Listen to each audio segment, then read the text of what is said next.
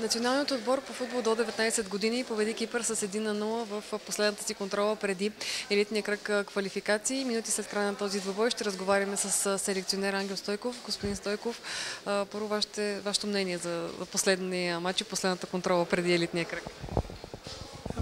Първо се радвам, че успяхме да се съберем в пълен състав, почти пълен състав.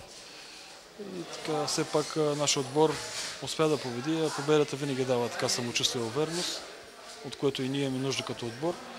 Много полезна контролна среща, както и предните, които играхме, и надявам се вече да покажем така истинското си лице на квалификационния турнир във Франция. Доволен ли сте от тези проверки, от контролите, от подготовката, която направихте преди елитния кръг?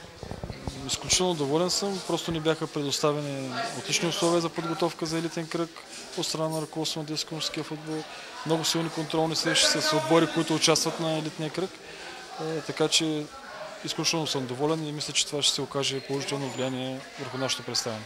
Ясно, че в елитния кръг нивото се покачва по по-добри отбори. България като аутсайдер ли заминава на тези квалификации? Вижте, нашето мислене и поведение никога не е било такова и в предния кръг срещнахме много силни отбори. Аз се старая така да предам на момчетата увереност и самочувствие, но те и го заслужават.